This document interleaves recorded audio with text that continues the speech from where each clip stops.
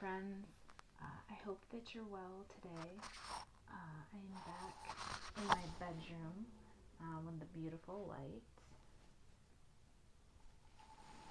It is beautiful and sunny today, which is great. So, the poem that I have for you today is called Wedgwood, which is a type of, I guess, ceramic would be the best way to describe it if you're not familiar with it. And it's typically sort of blue, light blue, or kind of royal blue background with sort of these embossed ivory figures on it.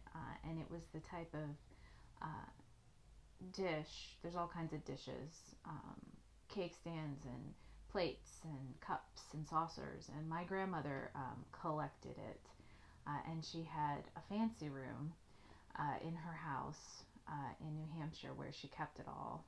And so this poem kind of plays with that idea among others. And my grandmother passed away not too long ago, and so it's hard sometimes to think about her.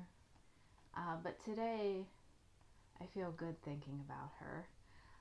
And that could be because it's spring, and one of the things that my grandmother loved the most was sort of cutting flowers and bringing them inside and putting them in vases.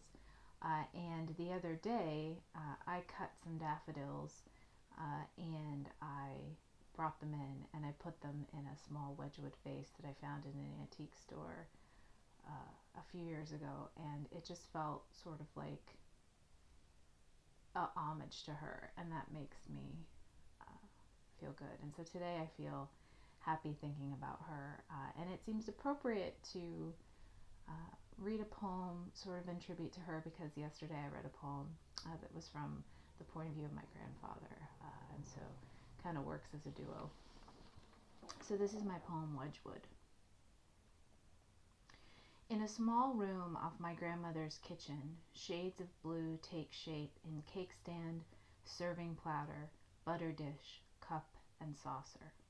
A collection gathered over countless trips to antique stores, crammed with glass goblets, painted porcelain birds, and brass lamps. My grandmother hunted every booth, straining to glimpse crisp blue and white. Delighted, she held them tight to her breastbone all the way to the register, only letting go when the shop owner wrapped each treasure in thick layers of paper. Today, my mother, sister, and I stand in front of shelves and shelves of found dishes in a room I was never allowed to enter as a child. The modest antique chandelier illuminates an old oak door at the back that opens into a small china closet. In the back of that closet, another smaller, secret door that leads to my grandparents' bedroom. When I was younger, this secret door was the only attraction the room held. I had no use for cake stands covered in laurel trees, or sheep, or frolicking children. The words Wedgwood, or antique, or valuable meant nothing in the shadow of that coveted, mysterious passage between two closets. Even so, I only walked through that adored door twice in my life. But in death, my grandmother cannot gift me a door, or a secret passage, or even my childhood.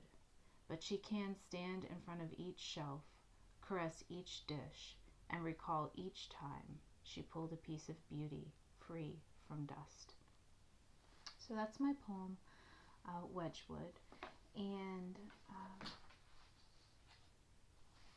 it's interesting because I'm working on an essay about the idea of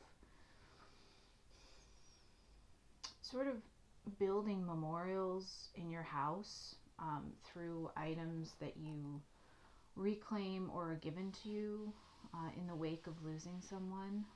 And it's interesting because I started working on this essay, and as I was working on it, I realized that I've been writing about this subject for years. And reading that poem again today, I am reminded that it's a subject that I have been thinking about, whether consciously or unconsciously for a long time. And so I think it's just it's interesting how the mind works, and what sort of comes out on paper. And after you don't read something for a while, or you think that it's finished and you send it out, maybe it gets picked up for publication and you kind of put it away. It's interesting, sort of, how you learn something new, even about your own writing, every time you read it. So that's sort of the experience that I had today. So I hope you're well wherever you are, and I'll speak to you soon.